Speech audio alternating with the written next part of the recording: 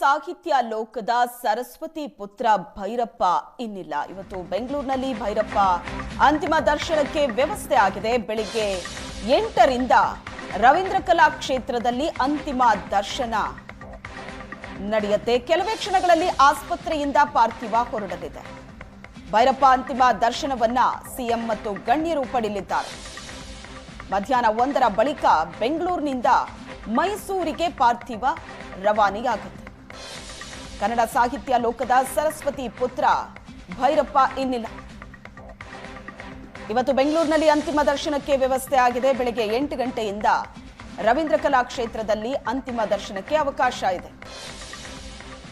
ಮಧ್ಯಾಹ್ನ 1ರ ಬಳಿಕ ಬೆಂಗಳೂರಿನಿಂದ ಮೈಸೂರಿಗೆ ಪಾರ್ಥಿವ ರವಾನೆ ಆಗುತ್ತೆ. ಸಿಎಂ ಹಾಗೂ ಗಣ್ಯರು ಎಸ್ಎಲ್ ಭೈರಪ್ಪ ಅಂತಿಮ ದರ್ಶನವನ್ನ ಪಡೆಯಲಿದ್ದಾರೆ.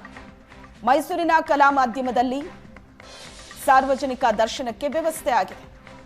ನಾಳೆ ಸಕಲ ಸರ್ಕಾರಿ ಗೌರವಗಳೊಂದಿಗೆ ಭೈರಪ್ಪ ಅಂತ್ಯಕ್ರಿಯೆ ನಡೆಸಲಾಗುತ್ತೆ. ಚಾಮುಂಡಿ ಬೆಟ್ಟದ ತಪ್ಪಲಲ್ಲಿ ಅಂತಿಮ ಸಂಸ್ಕಾರ ನಡೆಯಲಿದೆ. ಬೆಳಗ್ಗೆ 8ರಿಂದ ರವೀಂದ್ರ ಕಲಾ ಕ್ಷೇತ್ರದಲ್ಲಿ ಅಂತಿಮ ದರ್ಶನಕ್ಕೆ ಅವಕಾಶ ಇದೆ.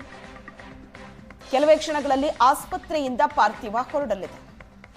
ಮಧ್ಯಾಹ್ನ 1 ಗಂಟೆ ತನಕ ರವೀಂದ್ರ ಕಲಾ ಕ್ಷೇತ್ರದಲ್ಲೇ ಅಂತಿಮ ದರ್ಶನವನ್ನ ಪಡೆಯೋದಕ್ಕೆ ಅವಕಾಶ ಇದೆ. ಮಧ್ಯಾಹ್ನ 1 ಗಂಟೆ ನಂತರ ಬೆಂಗಳೂರಿನಿಂದ ಮೈಸೂರಿಗೆ ಪಾರ್ಥಿವ ರವಾನೆ ಮಾಡಲಾಗುತ್ತೆ.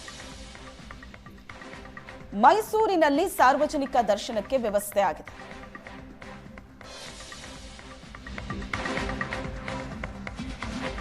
ಖ್ಯಾತ ಕಾದಂಬರಿಕಾರ ಎಸ್ಎಲ್ ಭೈರಪ್ಪ ನಿಧನರಾಗಿದ್ದು ಹುಬ್ಬಳ್ಳಿಯ ಸಾಹಿತ್ಯ ಭಂಡಾರದಲ್ಲಿ ನೀರವ ಮೌನ ಆವರಿಸಿದೆ.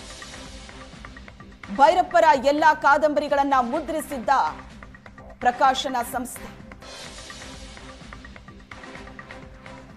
ಮೊದಲ ಕಾದಂಬರಿ ಧರ್ಮಶ್ರೀಯಿಂದ ಉತ್ತರಾಖಂಡದವರೆಗೆ ಎಲ್ಲಾ ಕಾದಂಬರಿಗಳನ್ನು ಮುದ್ರಣ ಮಾಡಿದ್ದ ಪ್ರಕಾಶನ ಸಂಸ್ಥೆ.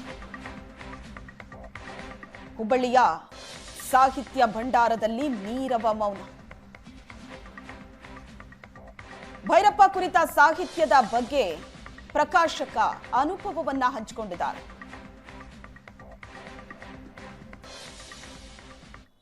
ಕಾದಂಬರಿಕಾರ, ಚಿಂತಕ, ಸಾಹಿತಿ ಎಸ್ಎಲ್ ಭೈರಪ್ಪನವರು ವಿಧಿವಶರಾಗಿದ್ದಾರೆ. ಎಸ್ಎಲ್ ಭೈರಪ್ಪನವರ ಕೃತಿಗಳನ್ನ ಇಡೀ ನಾಡಿಗೆ, ದೇಶಕ್ಕೆ ಪರಿಚಯಿಸಿದ್ದು ಹುಬ್ಬಳ್ಳಿಯ ಸಾಹಿತ್ಯ ಭಂಡಾರ. ಹುಬ್ಬಳ್ಳಿಯ ಸುಬ್ಬಣ್ಣ ಅಂತಲೇ ಪ್ರಸಿದ್ಧಿಗೊಂಡಂತ ಸುಬ್ರಹ್ಮಣ್ಯ ಅವರು ಇದೇ ಸಾಹಿತ್ಯ ಭಂಡಾರದಲ್ಲಿ ಅಂದ್ರೆ 1934ರಿಂದಲೂ ಕೂಡ ಇಲ್ಲಿ ಸಾಹಿತ್ಯ ಭಂಡಾರ ಪ್ರಕಾಶನ ಸಂಸ್ಥೆ ಇದು. ಇಲ್ಲಿ ಪುಸ್ತಕ ಮಳಿಗೆಯೂ ಹೌದು, ಪ್ರಕಾಶಕರು ಹೌದು.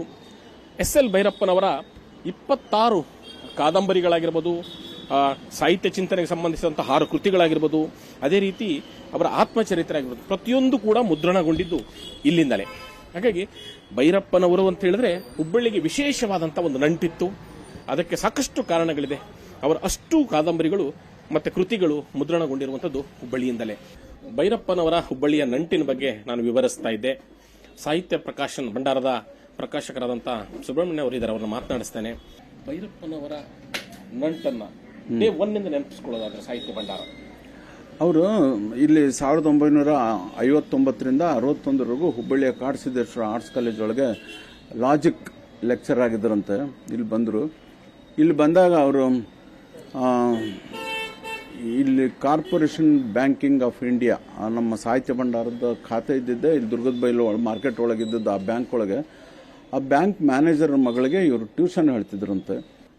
ಆ ಮ್ಯಾನೇಜರ್ಗೆ ಇವ್ರು ಹೇಳ್ತಾರೆ, ಮಗಳಿಗೆ ಟ್ಯೂಷನ್ ಕೊಡ್ಲಿಕ್ಕೆ ಹೋದಾಗ, ನೋಡ್ರಿ ನಾನೊಂದು ಕಾದಂಬರಿ ಬರೆದಿದ್ದೀನಿ, ನೀವು ಆ ಸಾಹಿತ್ಯ ಭಂಡಾರದವ್ರು ನಿಮಗೆ ಪರಿಚಯ ಅಂತೆ, ಅದನ್ನು ಅವ್ರು ಪ್ರಕಟ ಮಾಡ್ತಾರ, ನೀವು ಕೇಳಿ ನೋಡಿ ಅಂತ ಬ್ಯಾಂಕ್ ಮ್ಯಾನೇಜರ್ಗೆ ಹೇಳಿದ್ರಂತವ್ರು. ನಮ್ಮ ಹತ್ರ ಖಾತೆ ಇದೆ ಅವ್ರದ್ದು, ನಾನು ಹೇಳ್ತೀನಿ ಮಾಡ್ತಾರೆ, ಯಾಕೆ ಮಾಡೋದಿಲ್ಲ, ಮಾಡ್ತೀನಿ ಕೊಡಿ ಅಂತೇಳಿ ಅವರು ಹಸ್ತಪ್ರತಿಯನ್ನು ಇಸ್ಕೊಂಡು ನಮ್ಮ ದೊಡ್ಡಪ್ಪ ಗೋವಿಂದರಾಯರ್ ಅಂತಲ್ಲಿ ಫೋಟೋ ಇದೆ ನೋಡೋರು, ಅವ್ರಿಗೆ ಮ್ಯಾನೇಜರ್ ಕೊಟ್ರಂತ ಹಸ್ತಪ್ರತಿನ. ಇವರು ಆಗಲಿ ನಾನು ಓದಿ ನೋಡಿ ಅದನ್ನು ನಾನು ನಿರ್ಧಾರ ಮಾಡ್ತೀನಿ ಅಂದ್ರಂತೆ. ಅದಂಗ್ರಿ ಅವರು ಭಾಳ ಬುದ್ಧಿವಂತರು, ಜ್ಞಾನಿಗಳು, ಲೆಕ್ಚರರು, ಅವ್ರ ಕಾದಂಬರಿ ನಾವು ಓದಿ ನೋಡ್ತೀರಿ, ಪ್ರಕಟ ಮಾಡ್ರಿ, ಹಣ ಬೇಕಾದ್ರೆ ನಾವು ಸಾಲ ಕೊಡ್ತೀವಿ ಬ್ಯಾಂಕ್ನಿಂದ ಅಂದ್ರಂತೆ. ನೀವು ಸಾಲ ಕೊಟ್ಟರೆ ತಗೊಳ್ತೀವಿ, ಸಾಲಕ್ಕೇನು ಚಿಂತೆ ಇಲ್ಲ, ಆದರೆ ಪುಸ್ತಕ ಪ್ರಕಟ ಮಾಡೋದಾದ್ರೆ ನಾನು ಓದಿ ನೋಡೇ ಮಾಡಬೇಕು ಅಂದ್ರಂತೆ. ಭೈರಪ್ಪನವ್ರಿಗೆ ಹೇಳಿದ್ರಂತವ್ರು, ಭಾಳ ಜಿಗುಟು ಸ್ವಭಾವದವರು ಅವರು, ಹಿಂಗೆ ಹೇಳಿದ್ರು ನನಗೆ ಅಂತ. ಇರಲಿ ಬಿಡಿ, ಓದಿ ನೋಡಿ ಹೇಳಿ ಅಂತ ನಮ್ಮ ದೊಡ್ಡಪ್ಪ ಗೋವಿಂದರಾಯರು ಆ ಪುಸ್ತಕ ಓದಿ ಇಷ್ಟಪಟ್ಟು ಇಲ್ಲಿ ವಿಜಯನಗರದೊಳಗೆ ಅವ್ರ ಮನೆ ಇತ್ತು, ಭೈರಪ್ಪನವ್ರದ್ದು ಮನೆ. ಭೈರಪ್ಪನವ್ರ ಮನೆಗೆ ನಮ್ಮ ದೊಡ್ಡಪ್ಪ ಹೋಗಿ, ನಿಮ್ಮ ಪುಸ್ತಕ ಕಾದಂಬರಿ ಇಷ್ಟ ಆಯಿತು, ನಾನು ಪ್ರಕಟ ಮಾಡ್ತೀನಿ, ಇಷ್ಟು ಪ್ರತಿಗಳನ್ನ ಹಾಕ್ತೀನಿ, ಇಷ್ಟು ನಿಮಗೆ ಗೌರವಧನ ಕೊಡ್ತೀನಿ ಅಂತ ಹೇಳಿದಂತೆ. ಭೈರಪ್ಪನವರು ಅವ್ರ ಭಿತ್ತಿಯೊಳಗೂ ಬರೆದಿದ್ದಾರೆ. ನನಗೆ ಅವ್ರ ಪ್ರಾಮಾಣಿಕತೆಗೆ, ಅವರ ಗುಣಗ್ರಾಹಿತನಕ್ಕೆ ಮಾರು ಹೋದೆ ನಾನು. ಆಗಲಿ ಮಾಡಿ ಅಂದರು, ಅವ್ರು ಪ್ರಕಟ ಮಾಡಿದರು, ಹಣನೂ ಕೊಟ್ಟರು ನನಗೆ. ಅವತ್ತಿಂದ ನಂಗೆ ಸಾಹಿತ್ಯ ಭಂಡಾರ, ಗೋವಿಂದರಾಯರ ಬಗ್ಗೆ, ಅವ್ರ ಪ್ರಾಮಾಣಿಕತೆ ಬಗ್ಗೆ ತುಂಬ ನಂಬಿಕೆ ಬಂತು. ಅದು ಹಾಗೆ ದೀರ್ಘಕಾಲದಿಂದ ಬೆಳೀತಾ ಬಂತು. ಹುಬ್ಬಳ್ಳಿಗೆ ಪ್ರತಿ 2 ವರ್ಷಕ್ಕೊಮ್ಮೆ ಅವರು ಹುಬ್ಬಳ್ಳಿ ನಮ್ಮ ಅಂಗಡಿಗೆ, ನಮ್ಮ ಮನೆಗೆ ಬಂದು ಇದ್ದು ಇಲ್ಲೆಲ್ಲ ಓಡಾಡ ಹೋಗೋ ಪರಿಪಾಠ. ನಮ್ಮೆಲ್ಲ ಕಾರ್ಯಕ್ರಮ ಕಳೆದ 25 ವರ್ಷಗಳಿಂದ ಒಂದು 15-20 ಸಲ ಬಂದಿದ್ದಾರೆ ಅವರು ಹುಬ್ಬಳ್ಳಿಗೆ, ಧಾರವಾಡಕ್ಕೆ. ಅಲ್ಲಿ ಹೋಗ್ಬೇಕು, ಇಲ್ಲಿ ಹೋಗ್ಬೇಕು, ಇಲ್ಲಿ ಓಡಾಡೋ, ಬಕ್ರಿ ಮಾಡಿಸ್ತೀಯ ಮನೆಗೆ, ಬಕ್ರಿ ತಿನ್ನಬೇಕು, ಬಕ್ರಿ ಸೊಪ್ಪಿನ ಪಲ್ಯ ನಂಗೆ ಇಷ್ಟ, ಅದನ್ನ ಮಾಡಿಸು ಅಂತೆಲ್ಲ ಅವ್ರಿಗೆ ಬೇಕಾಗಿದ್ದ ಅಡುಗೆ ಮಾಡಿಸ್ಕೊಂಡು, ಅವ್ರು ಬಹಳ ಅಚ್ಚುಕಟ್ಟು ಅಡುಗೆ ಊಟದೊಳಗೂ. ಅವರು ಕಾದಂಬರಿಗಳು ಎಷ್ಟು ಒಂಥರ ಕ್ಲಾಸ್ ಅಂತಾರೋ, ಅವರು ಊಟದ ಶೈಲಿ ಕೂಡ ತುಂಬಾ ಕ್ಲಾಸ್ ಆಗಿತ್ತು.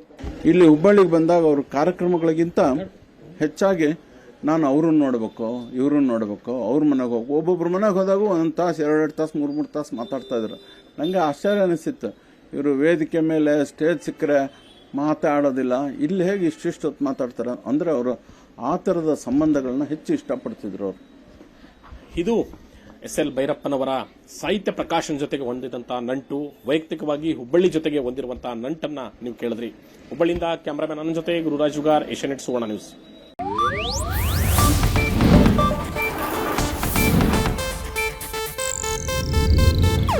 ಇದು ಏಷ್ಯಾನೆಟ್ ನ್ಯೂಸ್ ನೆಟ್ವರ್ಕ್ ಪ್ರಸ್ತುತಿ.